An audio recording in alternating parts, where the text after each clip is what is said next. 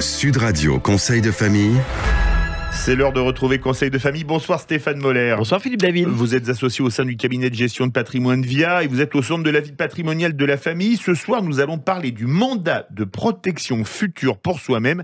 Stéphane, qu'est-ce qu'un mandat de protection future ? Alors c'est un acte par lequel une personne, encore en possession de ses facultés, va désigner par avance une ou plusieurs personnes qui s'occuperont d'elle et de son patrimoine si un jour elle était dans l'incapacité de le faire. Quel est l'avantage du mandat de protection future par rapport à une mise sous tutelle ? Alors il y a plusieurs avantages. Le premier, c'est de s'assurer par avance de l'identité de la personne qui assurera notre protection.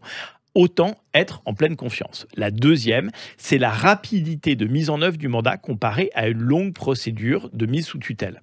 Après obtention d'un certificat médical délivré par un médecin expert attestant que la personne n'a plus ses facultés, le mandataire se rend au greffe du tribunal et active le mandat. En sortant du greffe, la mesure de protection est déjà opérationnelle.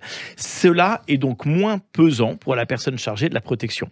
Le troisième avantage, c'est de définir soi-même l'étendue des pouvoirs et des garde-fous de celui qui va assurer notre protection. En fait, on peut faire du sur-mesure. Faut-il nécessairement passer devant un notaire pour faire un mandat de protection future ? Alors, pas nécessairement. En fait, ça va dépendre des types de pouvoirs que vous allez conférer au mandataire. S'il n'a que des pouvoirs de gestion ou d'administration, payer des factures, encaisser des loyers, le mandat peut être parfaitement fait sous seing privé. En revanche, si vous conférez des pouvoirs de disposition, c'est-à-dire la vente d'un bien, l'acceptation pure et simple d'une succession, etc., alors il faut que le mandat soit fait par un acte notarié, c'est-à-dire reçu par un notaire. Que conseillez-vous aux personnes qui s'inquiètent pour leur dépendance ? Eh bien, je leur conseille de consulter leur conseiller en gestion de patrimoine ou leur notaire. Un mandat de protection future est un outil formidable d'anticipation de la dépendance, mais il faut évidemment s'y prendre à l'avance tant que l'on est encore en pleine possession de ses moyens. Parce que, après l'heure, c'est plus l'heure. Exactement. Merci Stéphane pour cet éclairage. Si des questions subsistent, n'hésitez pas à les adresser aux équipes de VIA sur le site conseil-2-famille.com.